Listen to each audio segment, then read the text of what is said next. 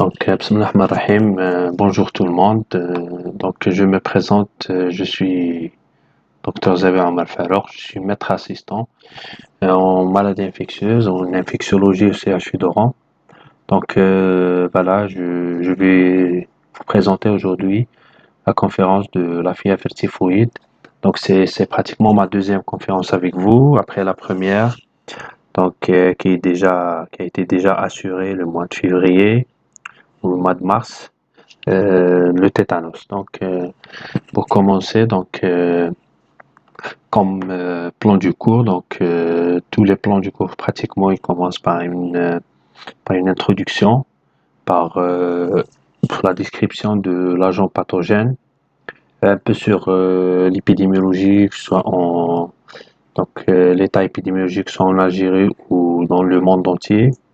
La physiopathologie qui est très importante, puis la clinique, les formes cliniques et l'évolution de la maladie sous traitement et sans traitement. Et on va parler un petit peu sur le diagnostic positif et le traitement. Bien sûr, le traitement curatif et le traitement préventif qui est très important en matière de maladies infectieuses. Donc, comme introduction ou généralité, c'est quoi la fièvre typhoïde? C'est une infection qui est due à une bactérie. En maladie infectieuse, il y a des pathologies qui sont dues à des bactéries, des pathologies qui sont dues à des virus, des champignons, des parasites, etc. Donc, notre cours aujourd'hui, ou notre conférence, cette pathologie, elle est due à une bactérie, donc c'est une infection bactérienne. Et cette bactérie, donc il y aura une libération de toxines, et c'est ça qui fait vraiment la gravité de la maladie. Et du coup, on parle de toxi-infection, et cette toxi-infection, elle est contagieuse, donc c'est très important de connaître et de savoir cette contagiosité, parce que quand on parle de contagiosité, c'est pratiquement le même cas que nous vivons tous actuellement, c'est le cas de la Covid-19, qui est une maladie contagieuse, donc la contagiosité est très élevée. Donc quand on parle de contagiosité, la prise en charge, elle est pratiquement différente entre une pathologie ou une maladie infectieuse contagieuse et une maladie infectieuse non contagieuse. Ce qu'il faut savoir, c'est pas toutes les maladies infectieuses qui sont contagieuses. Voilà. Et quand on parle de contagiosité, j'insiste sur ça, sur un truc important, la prise en charge elle est différente. Et le malade nécessite une chambre d'isolement. L'isolement il est obligatoire dans une salle, seul, etc. Et parce qu'il y a le risque pour le perte de contagiosité, que ce soit pour le personnel médical ou pour l'entourage. Donc il n'y a pas les visites sont interdites, etc. Donc, cette pathologie, cette fièvre typhoïde, elle est due à une bactérie. Donc cette bactérie, elle s'appelle Salmonella typhi, qui est bacillodéperte. Parfois, elle est due au Salmonella paratyphi A. Salmonella paratyphi B, elle est rare et exceptionnellement, elle est due au Salmonella paratyphi C. Elle est malheureusement fréquente dans les pays en voie de développement ou les pays sous-développés. Elle sévit sur le plan épidémiologique, elle sévit en Algérie à l'état endémique épidémique, on la voit durant pratiquement toute l'année, il y a des cas déclarés dans certaines wilayats, avec parfois des pics épidémiques. La dernière épidémie au niveau de l'ouest algérien, c'est l'année passée au niveau de la wilaya de Tlemcen. Elle constitue un problème de santé publique. Ah oui, c'est un problème de santé publique parce qu'elle a un rapport très important avec l'état de l'hygiène, l'état de l'assainissement, etc. Et il ne faut pas oublier, j'insiste sur ça, c'est une maladie à déclaration obligatoire. C'est une maladie à déclaration obligatoire. Donc le réservoir, c'est une maladie qui est humaine, spécifiquement humain. Donc le réservoir il est humain, c'est l'être humain. Et c'est une maladie qui est liée et elle a une relation avec le niveau de l'hygiène, de l'eau, de l'alimentation, donc tout ce qu'on mange et de notre hygiène de vie. La transmission, il y a deux modes de transmission. Il y a un mode de transmission le plus fréquent qui est le mode orofécal, qui est un mode indirect. Donc c'est par ingestion de l'eau et d'aliments souillés. Et un autre mode qui n'est pas fréquent, donc il représente que 5%. Donc c'est lorsqu'on est en contact avec les selles d'un malade ou un linge mouillé.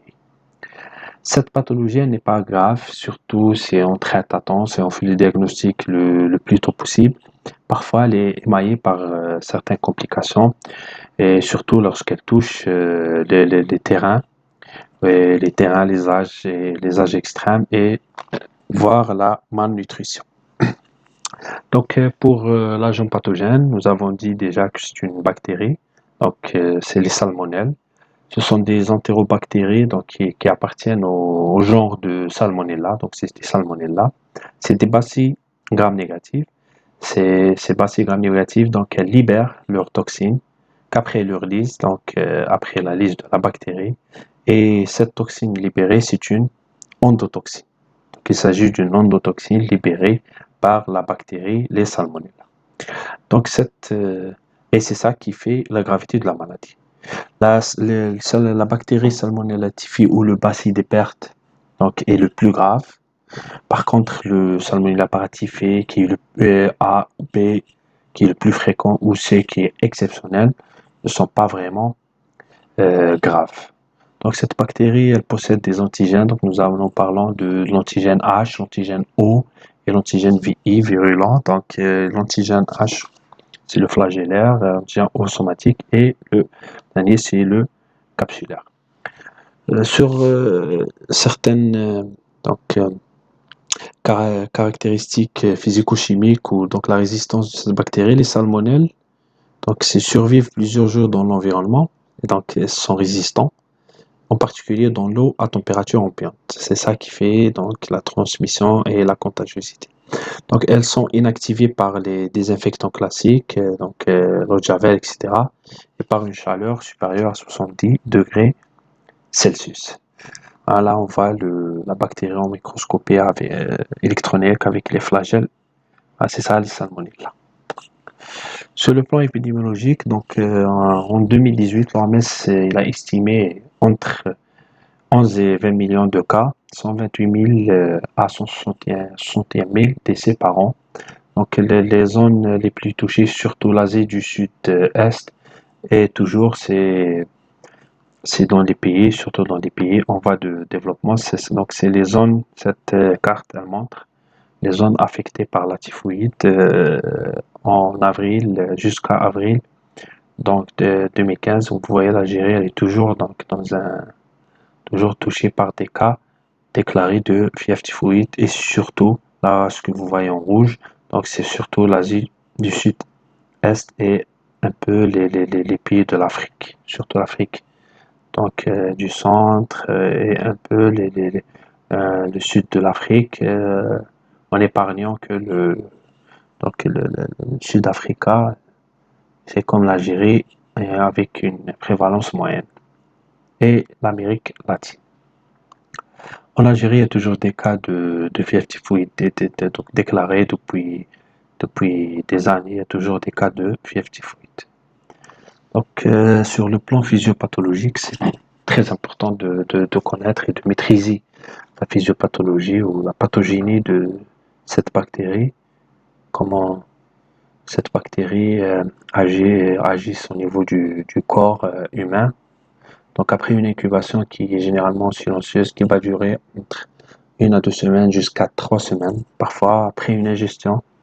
Donc les germes ils vont se localiser dans la paroi de l'intestin grêle et les ganglions satellites où ils vont se multiplier.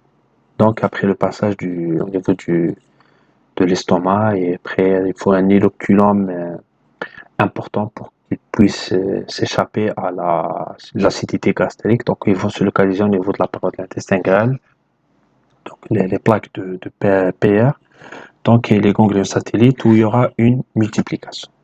Après cette multiplication, il y aura ce qu'on appelle un sepsis ou une septicémie, ça veut dire une partie des germes va se disséminer dans la lymphe et le sang. Donc nous allons avoir un syndrome septicémique, donc qui est composé de fièvre, splénomégalie et fièvre, splénomégalie. Il faut toujours, après sepsis, il faut toujours chercher des localisations secondaires. Donc, possibilité d'avoir des localisations secondaires. Une autre partie des germes va être détruite localement au niveau des ganglions mésentériques et il y aura une libération de l'endotoxine. Et nous avons déjà dit que cette endotoxine, c'est ça qui fait vraiment la gravité de cette maladie. Donc, il y aura des atteintes surtout neurologiques, cardiaques et digestives. Il y a des facteurs qui influencent sur la sévérité de la maladie, tels que donc, la virulence de la souche de la bactérie, la quantité d'inoculum ingéré, la durée de la maladie avant le traitement. Donc, c'est pour ça qu'il faut toujours faire un dépistage ou un diagnostic précoce. C'est très important pour l'évolution. Et l'âge de la personne. Donc, tous ces facteurs influencent sur la sévérité de la maladie. Toujours dans la physiopathologie, donc avec un schéma plus explicatif, donc la porte d'entrée digestive, il faut un inoculum qui varie entre 10,5 puissance 5 à 10 puissance 9. Donc, il faut beaucoup de bactéries. Donc, il y aura une localisation et multiplication au niveau de l'intestin grêle, puis il traverse la paroi intestinale. Donc, il y aura une élimination au niveau des selles. Donc, on peut faire la recherche de la bactérie par la recherche de cette bactérie au niveau des selles, ce qu'on appelle la pratique de coproculture. Au niveau des ganglions mésentériques, donc les plaques de PR, donc là il y aura une multiplication parfois, puis parfois il y aura une septicémie, soit parfois sanguine ou par voie lymphatique. Donc lorsqu'on parle de septicémie, donc hémoculture, on peut isoler le germe au niveau du sang, dans la circulation sanguine. Donc on peut pratiquer donc des prélèvements de sang à la recherche de la bactérie. Puis on peut avoir des localisations secondaires, au niveau de la vésicule biliaire, au niveau du foie, parfois au niveau du rein. Donc ça c'est pour la physiopathologie. Donc on va passer au tableau clinique. Et la forme commune, qui est la forme, donc la forme commune, c'est pas la forme la plus, ou la forme classique qui n'est pas la plus fréquente. Donc après une incubation généralement d'une semaine à 2 semaines, et cette incubation qui est asymptomatique, parfois associée à une diarrhée fugace après un repas contaminant. Donc généralement l'incubation elle est asymptomatique et silencieuse. Voilà un schéma qui montre la période d'incubation, la durée des symptômes qui peut aller jusqu'à 3-4 semaines.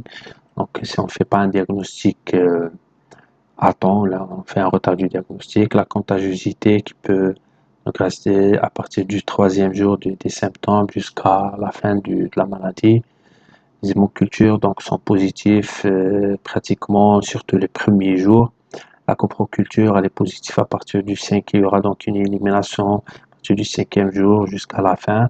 Et si cette élimination elle n'est pas en continu, donc elle est en discontinu.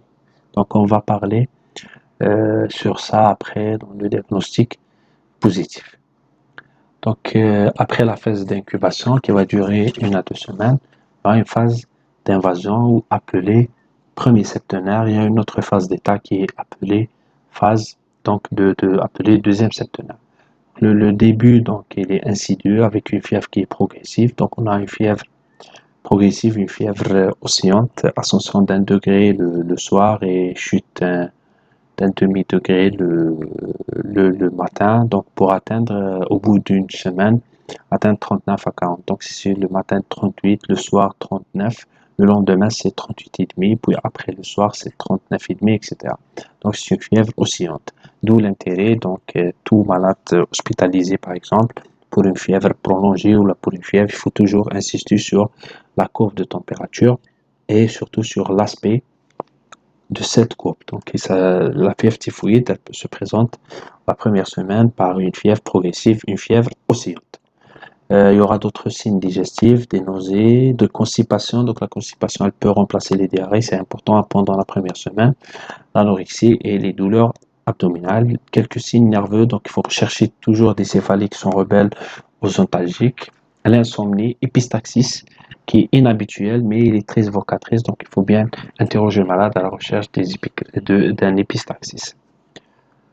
Euh, J'insiste sur une chose, pour retenir donc ces signes cliniques, il faut toujours se rappeler du terme CIVET, donc céphalée, insomnie, vertige et euh, épistaxis était trouble du transit, donc c'est une constipation. Puis l'examen physique qu'il retrouve, lorsqu'on examine notre malade, on va trouver un malade qui est donc faible, qui est asthénique, très asthénique, avec un pouls peu accéléré, dissocié de la température. Donc la température elle s'élève, mais le pouls il est accéléré. Euh, non, non. Là, désolé, un pouls qui est peu accéléré, donc il est dissocié. Donc la température elle s'élève, mais le pouls ne s'accélère pas. Donc une langue savirale, des lèvres sèches, un météorisme abdominal avec une fosse iliaque droite gargouillante et sensible. En dehors de la diarrhée, il faut rechercher une splénomégalie qui fait partie du syndrome septicémique. Donc c'est une splénomégalie qu'il faut la rechercher. Donc on examine le malade, dépassant donc la rate, donc une rate qui dépasse légèrement le rebord costal. C'est une rate donc qui est ferme et non douloureuse. Donc c'est une rate d'une d'un syndrome septicémique. Quelquefois, on trouve des râles bronchiques. La troisième phase, ou la phase d'état, ou ce qu'on appelle appeler la phase du deuxième septenaire, donc la symptomologie, elle devient plus riche. Là, on peut faire le diagnostic le plus facilement possible. Donc l'état général est très toujours altéré. Le malade est pâle. Avec là, la fièvre, elle devient, tout à l'heure, elle était, la fièvre, pendant la première semaine, donc c'est une fièvre progressive oscillante. Là, la fièvre, elle devient donc en plateau à 39-40, le malade asthénique avec un visage toxique et des lèvres fuligineuses. Les signes nerveux, toujours les céphalées qui persistent, qui sont rebelles au traitement. Le typhos, donc il faut retenir que le malade, il devient apathique, il devient indifférent, prostré, il délire avec l'inversion du sommeil, donc il veille la nuit, il dort le jour, et des mouvements dits carphologiques, donc c'est des mouvements, donc faut chercher, le malade il cherche à attraper des choses ou des objets imaginaires. Donc nous avons la fièvre qui est en plateau, le typhos, deuxième signe, parce qu'il y a 5 signes cardinaux au niveau de la phase d'état. Donc la diarrhée fétide, donc elle est ocre en jus de melon, avec toujours des signes digestifs, l'anorexie et une langue saburale. Le pouls il est toujours dissocié par rapport à la température, donc la température est très élevée, mais le pouls il est toujours dissocié. L'examen physique, donc un météorisme abdominal avec toujours une fosse iliaque droite gargouillante et sensible.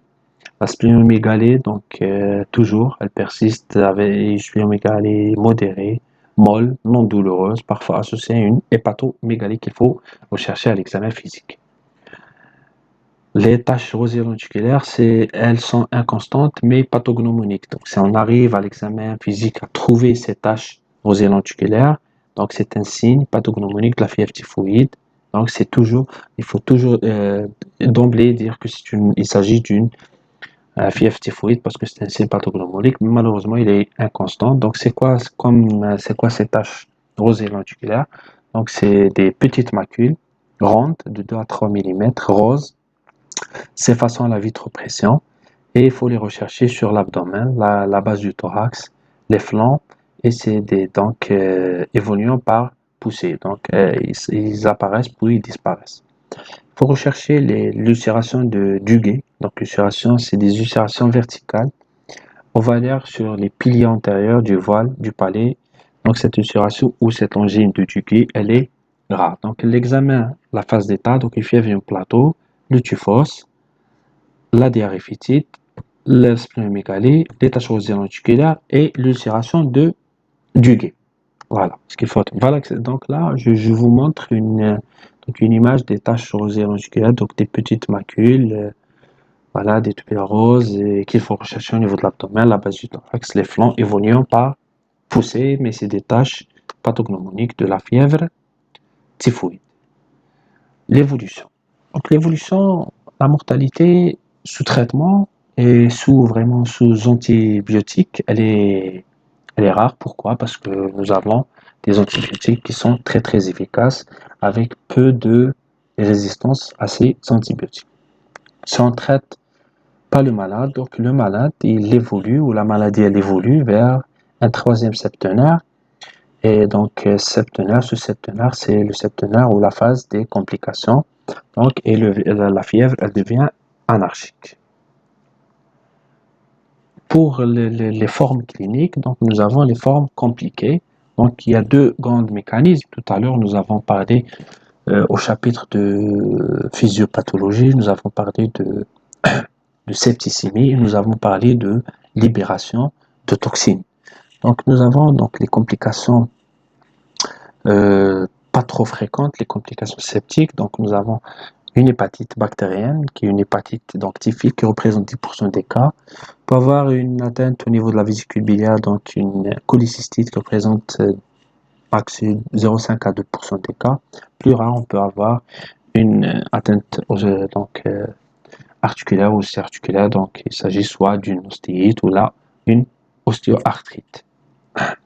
Pour les complications toxiniques, donc nous avons donc ce qui sont dues à la libération de ces toxines et donc la libération des endotoxines. Donc nous avons des complications intestinales, donc digestives, des complications cardiaques et des complications cérébrales. Ce sont des complications très très graves. Pour les complications intestinales, on peut avoir donc deux types de complications, soit une hémorragie, soit une perforation. Pour l'hémorragie donc digestive basse, donc elle peut être caractéristique. Donc c'est l'émission du sang rouge vif. Et la deuxième complication, la perforation. Donc nous avons soit une perforation sténique, donc le diagnostic il est facile, donc ne pose aucun problème. C'est ce qu'on appelle donc le ventre en bois. Donc le malade quand il vient avec une péritonite, un ventre en bois.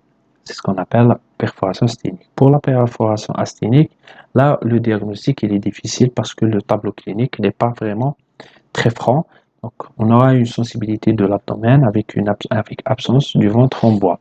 Sauf quand on fait donc l'ASP, l'abdomen sans préparation, à la radio, donc on trouve un croissant gazeux sous-diaphragmatique, on trouve donc un pneumopéritoine. Donc c'est ça parce que l'abdomen tellement il a lutté, donc il y aura donc relâchement musculaire et disparition du ventre en bois.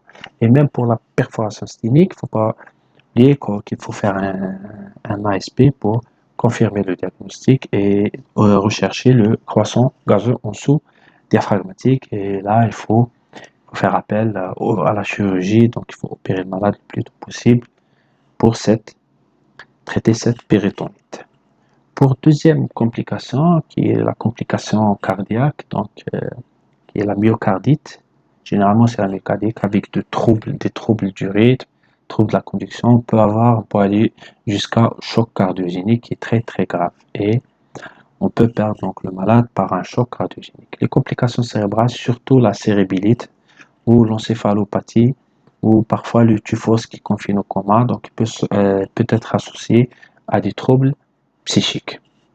Ça, c'est donc tout ce qui est complications de la fièvre typhoïde. Donc je répète que il y a deux types de complications. Donc ce sont donc deux mécanismes septicémiques, donc les complications septicémiques, hépatite, cholécystite et quelques atteintes osseo-articulaires et les complications toxiniques qui sont dues à cette libération de cette endotoxine. Donc nous avons les complications intestinales, hémorragie, perforation et complications cardiaques, la myocardite et cérébrale, la cérébrite. Donc voilà le diagnostic. Donc, en matière de maladies infectieuses, le diagnostic positif, il est basé sur des arguments épidémiologiques, des arguments cliniques, des arguments paracliniques, biologiques. Donc, pour les arguments épidémiologiques, il faut toujours une notion de séjour en zone d'endémie ou une zone d'épidémie de fièvre typhoïde. Et il faut une notion de cas similaires dans l'entourage, soit les amis, soit le lieu du travail, des cas similaires où, par exemple, dans une caserne, plusieurs cas dans le même lieu, ou dans une prison, ou dans une école. Donc, il faut toujours des cas, ou dans le même quartier, il faut toujours des cas similaires. Pour les arguments donc cliniques, donc vous voyez que c'est une fièvre d'installation progressive ou qui devient un plateau, un pouls qui est dissocié par rapport à la température, la fièvre, la fosse iliaque qui est gargouillante, splénomégalie, des taches rosées-longiculaires qui sont pathognomoniques de la maladie, le typhos, la cérébrite et l'épistaxis. Pour les arguments biologiques, nous avons des arguments d'orientation et des arguments de certitude. Pour les arguments d'orientation, donc la NFS, la numération formule sanguine, donc elle montre une leucopénie, une leuconeutropénie, elle montre une thrombopénie parfois. Et si on trouve par exemple une hyperleucocytose, donc là il faut vraiment rechercher une complication, c'est surtout une complication type perforation, etc. La VS elle est un peu élevée, par contre nous avons une cytolyse hépatique modérée avec une élévation modérée des LDH. Pour la cytolyse, c'est une élévation modérée des alates. Pour poser le diagnostic de certitude, donc il faut faire des prélèvements. Il faut faire donc des prélèvements, donc la bactériologie. Donc il faut vraiment isoler la bactérie. Et donc la bactérie responsable qui est Salmonella typhi par culture. Donc il faut l'isoler dans le sang dans la maladie ou dans les selles après une semaine.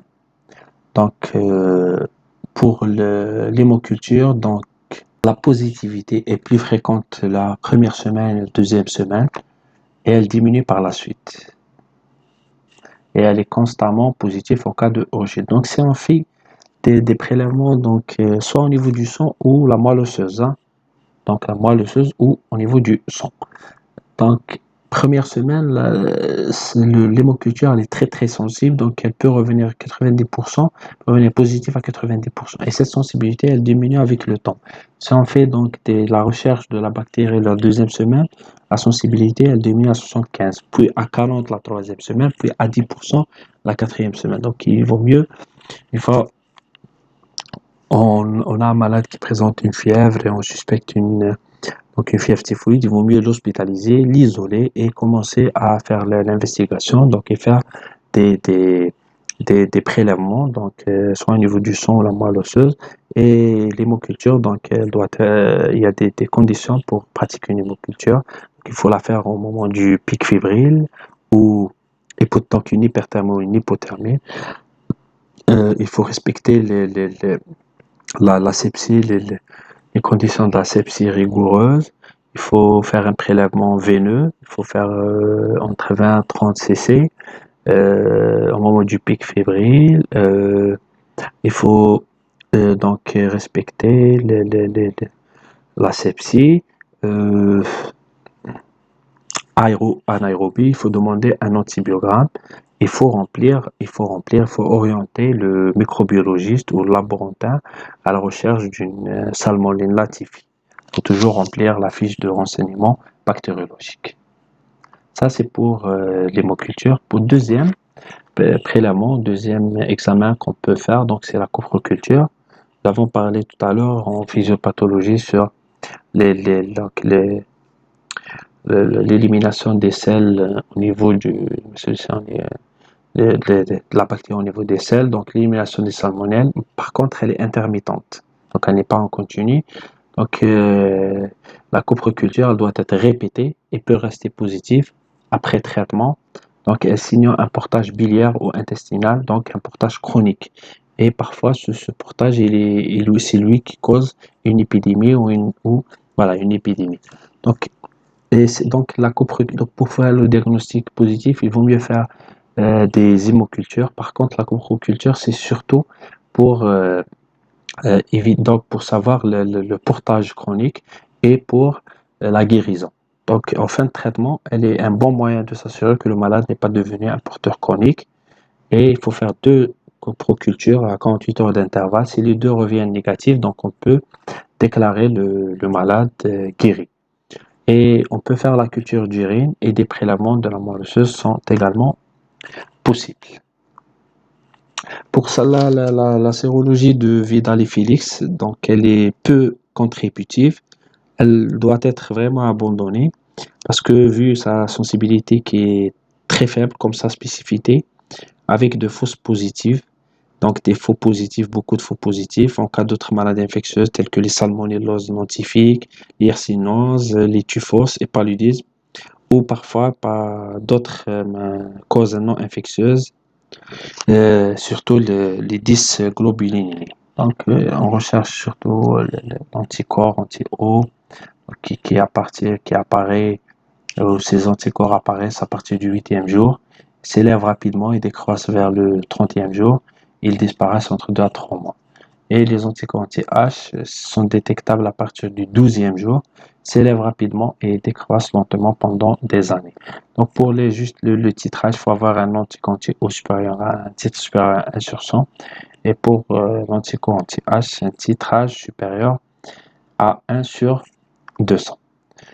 Comme diagnostic différentiel avec la fièvre typhoïde, comme donc elle fait partie des maladies qui présentent une fièvre au long cours, une fièvre prolongée, donc elles peuvent, ou parfois une fièvre aiguë qui passe à la chronicité, donc une fièvre prolongée. Donc on peut penser à un paludisme, les rickettsioses, les leptosporose, la shigellose, méningite, donc même la grippe, la brucellose et la mononucléose infectieuse. Donc pratiquement toutes les pathologies infectieuses qui peuvent donner une fièvre, surtout une fièvre subaiguë à prolonger. On peut penser à une fièvre typhoïde. Voilà, tout ça, c'est donc nous avons vu la physiopathe, la bactério, l'épidémio, la clinique et comment isoler la bactérie, comment faire le diagnostic. Et là, à la fin, il faut traiter. Voilà, il faut donner un traitement efficace. Hein. Donc, le traitement, hein, donc c'est un traitement spécifique qui fait appel où il repose sur l'antibiothérapie. Et l'antibiothérapie, donc, elle fait appel à des molécules actives in vitro sur les salmonelles et ayant une bonne diffusion lymphatique intracellulaire et une bonne élimination biliaire. Donc, comme nous avons parlé de cholécystite et portage chronique au niveau de la vésicule biliaire, etc., il faut des antibiotiques qui ont une bonne élimination biliaire sous forme active et tient compte initialement avant les résultats de l'antibiogramme. Malheureusement, en Algérie, surtout avant, nous avons un grand problème avec le laboratoire, l'antibiogramme, etc., etc., surtout pour tester donc, la sensibilité et la résistance de la bactérie au traitement parce que comme il y a eu des résistances aux Salmonella typhi, surtout par rapport au fluoroquinolone chez des malades en provenance de l'Asie, du Sud-Est, de l'Inde, etc. Donc la voie orale est utilisée chaque fois que possible, donc il faut traiter par voie orale. Donc l'antibiotique, donc il repose, donc nous avons les phénicolés, donc tout ce qui est thionphénicol, chloramphénicol. Donc c'est des antibiotiques qui ont une bonne activité et avec une bonne diffusion lymphatique et biliaire. Le problème c'est que cette famille elle a été retirée du marché, que ce soit en Algérie ou en Europe, il y a eu donc l'apparition d'autres antibiotiques qui ont la même efficacité avec mieux de tolérance, avec moins d'effets secondaires. Donc, pour les phénicolés, donc toxicité hématopoïétique qui sont contre-indiqués en cas de la grossesse et chez le nouveau-né. Pour la deuxième famille, on peut faire appel au PNA, donc tout ce qui est amoxicilline, pénicilline, mais on utilise l'amoxicilline parce qu'il est mieux absorbé au niveau intestinal par rapport à l'ampicilline. Ils sont contre-indiqués qu'en cas d'allergie au bêta-lactamine. Donc, comme troisième famille, on peut faire appel au Bactrim que vous connaissez tous, donc, qui est composé de deux molécules, et donc sulfaméthoxazole et trimethoprim. Donc le Bactrim, il a une très bonne activité. Par contre, il a quelques effets secondaires qui ne sont pas vraiment très très importants. La toxidermie, oui, en cas d'allergie, oui. Et l'anémie par déficit en folate, si on le prend pendant plusieurs semaines. Il est contre-indiqué, donc c'est pas vraiment une contre-indication absolue. On peut l'utiliser en cas où vraiment on ne trouve pas une autre alternative, en cas de contre-indication, la grossesse. Un autre antibiotique qui est efficace, donc c'est la quatrième famille, il fait partie des céphalosporins de troisième génération. Donc le mieux utilisé et le plus recommandé, c'est la rosifine, c'est le ceftriaxone, qui a une très bonne activité. Le ceftriaxone en Algérie, il était disponible pendant des années et des années, mais ça fait une année qu'on l'a pas vu au niveau des hôpitaux de l'Algérie. Je sais pas, il le ramène plus, on ne sait pas. Donc c'est un très bon antibiotique. Il est contre-indiqué en cas d'allergie aux céphalosporines. Voilà, une autre famille, fluoroquinolone ou les quinolones du deuxième génération. Donc, nous avons surtout le ciprofloxacine. Donc, nous avons ciprofloxacine et l'ofloxacine qui ont une très très bonne activité et sont très utilisés des pays développés, surtout les fluoroquinolones et les céphalosporins de troisième génération, donc la rosifine ou ceftriaxone, c'est deux familles très utilisées au niveau des pays développés par rapport au sulfaméthoxazole, trimethoprim et l'amoxy, ce sont utilisés au niveau des pays sous-développés ou en voie de développement. En dernier lieu, il y a eu donc l'azithromycine, donc utilisé on peut l'utiliser donc à 10 mg par kilo par jour sur donc une seule prise pendant 7 jours. Donc très efficace que les fluoroquinolones dans le traitement, donc surtout dans le traitement des fèves typhoïdes non compliquées. Donc une fois non compliquées, donc on peut utiliser ou faire appel à l'azithromycine. Vous savez, l'azithromycine, c'est un antibiotique qui fait partie des macrolides. Nous avons beaucoup parlé de cette molécule ces derniers temps, surtout depuis le mois de février, mars, après l'apparition de la pandémie de la COVID-19. Il est très très utilisé sur une grande échelle, échelle internationale. C'est pour traiter la COVID-19 en association avec donc l'hydroxychloroquine. Donc c'est le même traitement. Donc il y a eu comme noté bene ou comme observation, donc la résistance observée au chloramphénicol qui fait partie des phénicolés, le cotrimoxazole qui est le Bactrim et l'amoxicilline et même au fluoroquinolone, surtout en Inde et en Asie du Sud-Est. Donc comment traiter le malade? Donc comme nous avons dit que c'est une pathologie, c'est une maladie, la fièvre typhoïde, donc elle est très contagieuse, donc, et le malade il est très asthénique, donc il faut un repos au lit avec une alimentation liquide, il faut isoler le malade et commencer l'antibiothérapie en Algérie. Donc en première intention, comme tous les pays en voie de développement, on commence par le Bactrim, donc à dose faible, 400 de sulfaméthoxazole et 80 de trimethoprim, donc 4 à 6 comprimés par jour. Et chez l'enfant, 30 mg par kilo par jour de sulfaméthoxazole chez l'enfant pendant 15 jours.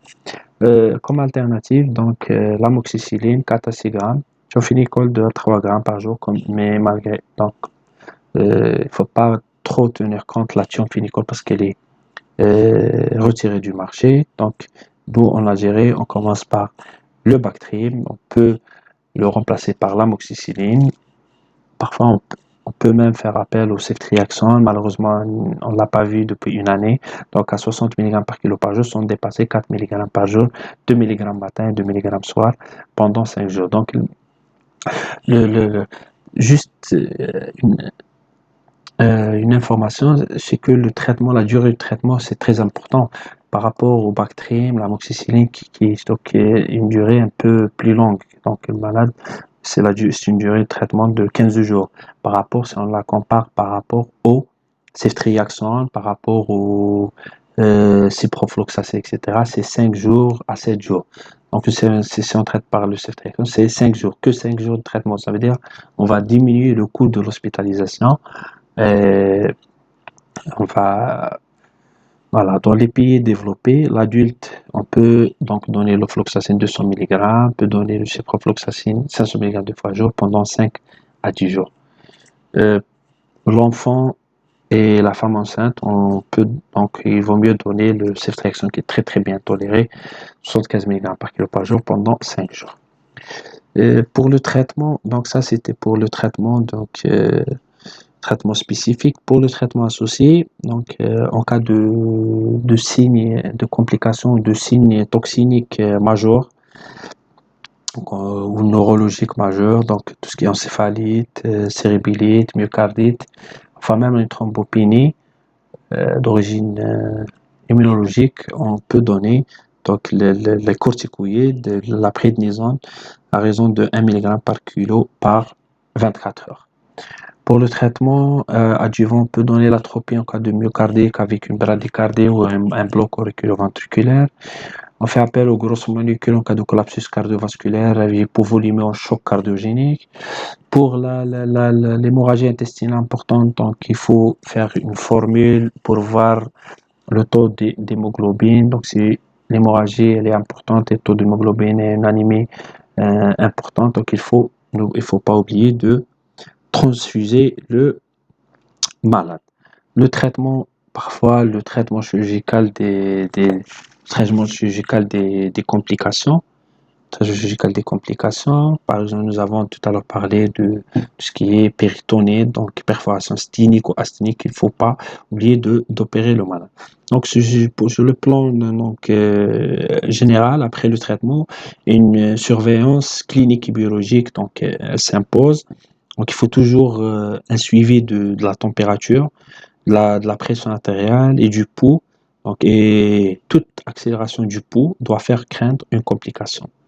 Donc, auscultation cardiaque à la recherche d'une donc modification du rythme cardiaque ou de l'apparition d'un souffle cardiaque, etc.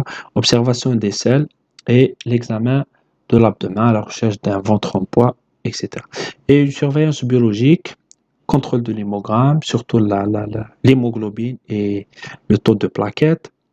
Et après l'arrêt du traitement, donc les critères de guérison, c'est 2 coprocultures à 48 heures d'intervalle, donc qui sont recommandés pour affirmer l'absence d'un portage chronique de la bactérie. Donc, pour le traitement préventif, donc c'est comme pratiquement toutes les maladies à transmission hydrique. Donc, j'insiste sur la déclaration obligatoire. Donc, il faut déclarer la maladie ou le malade aux autorités sanitaires pour qu'une enquête épidémiologique sera déclenchée par la suite. Donc, il ne faut pas oublier, j'insiste sur l'isolement du patient jusqu'à la deuxième coproculture négative, ça veut dire jusqu'à la déclaration de la guérison, et l'hygiène. Donc, le traitement préventif, il est basé sur l'hygiène qu'il faut améliorer. Donc, il faut améliorer la quantité de l'eau potable, la qualité plutôt de l'eau potable. Il faut entretenir les réseaux des égouts, les stations d'épuration et l'hygiène alimentaire, donc lavage des mains, le lavage des mains. La vaccination n'est pas recommandée en Algérie. Elle est utilisée donc, dans certains pays, si épidémie, et surtout chez des populations spécialement exposées, les militaires, le personnel hospitalier, le personnel du laboratoire. Il y a un vaccin atténué oral qui existe depuis longtemps avec un vaccin parentéral VI. Donc, pour l'adulte et l'enfant pour le vaccin atténué oral pour l'adulte et l'enfant de plus de 6 ans, efficace, l'efficacité entre 40 à 78%. Il est contre-indiqué chez les immunodéprimés, hein, et le vaccin parentéral injectable qui est appelé Tifimvi, donc pour l'adulte et l'enfant de plus de 2 ans, avec une efficacité autour de 70%. Donc pratiquement les deux, ils ont la même efficacité. Donc c'est pas vraiment très efficace.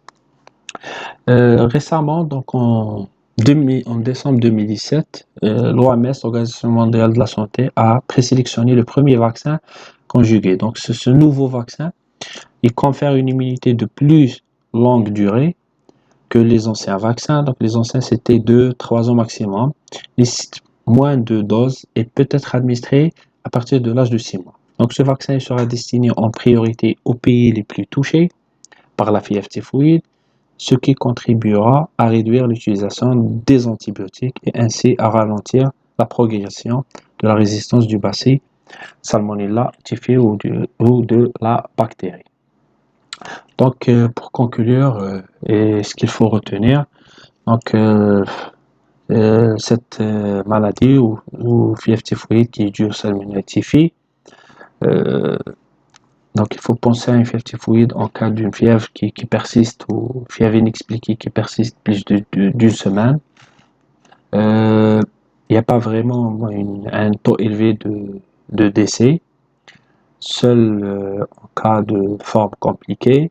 Pour poser le diagnostic, c'est surtout par la pratique des hémocultures, donc la recherche des bactéries au niveau du sang ou la moelle osseuse. La sérologie, elle est vraiment abandonnée dans les pays développés. La coproculture, il n'a pas d'intérêt sauf en cas de porteurs chroniques, la recherche des porteurs chroniques ou pour déclarer la guérison, c'est important. Et les complications, il y a deux mécanismes, toximiques et septicémiques. Et à la fin, il y a le traitement. Puis on va finir par quelques QCM qu'il faut les lire, il faut répondre. Voilà, on va les faire ensemble. On va les faire ensemble. Donc là, retenez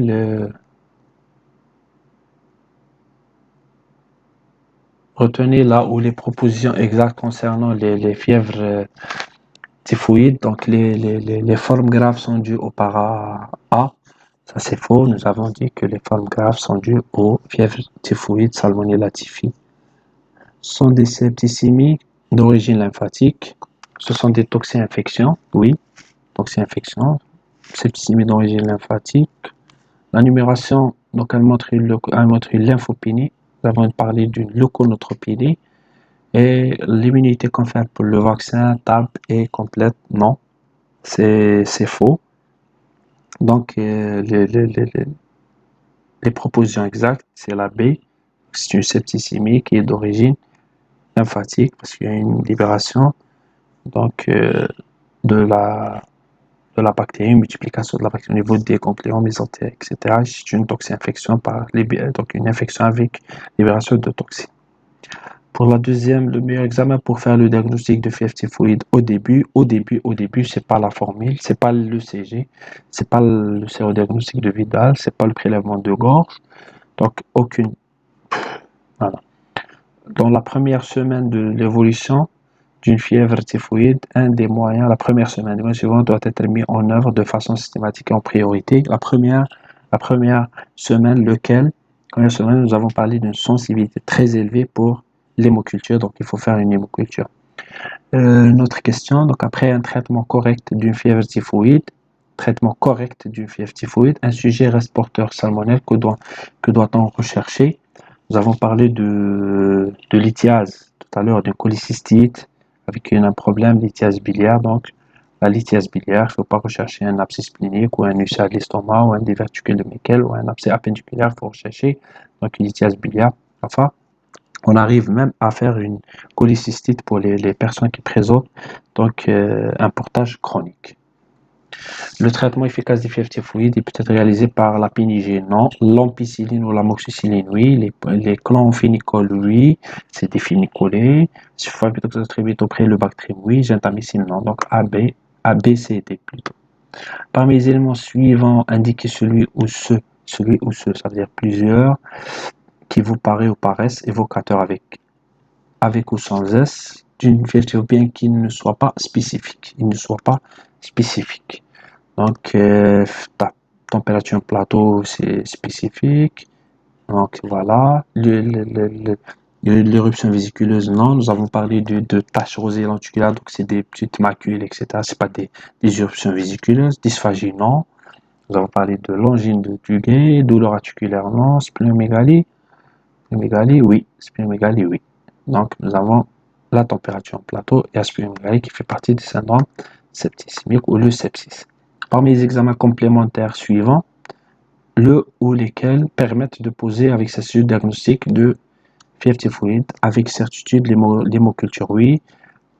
Recherche d'antigènes solubles circulant, non. Coproculture, oui. Hémogramme, pas le diagnostic de certitude quand même. Il nous oriente, oui. Intradermoréaction, un antigène spécifiquement. Donc nous avons la coproculture et l'hémoculture. Au cours du fief typhoïde, quels sont les signes ou les complications qui ne relèvent pas ça veut dire qu'ils ne relèvent pas de l'inondation ontotoxinique, ça veut dire qu'ils ne relèvent pas d'une origine toxinique, l'endotoxine de l'organisme, la bradycardie. Donc il y a, oui, la perforation digestive, oui, le typhus neurologique, oui, collapsus cardiovasculaire, oui, il n'y a que splénomégalie qui relève des complications, donc c'est tout ce qui est, donc c'est le syndrome septicémique ou le sepsis. Les autres, c'est des complications d'origine toxinique. Eh ben, je vous remercie beaucoup et voilà, je vous souhaite bonne chance, hein. Je vous souhaite bonne chance pour vous et je vous remercie.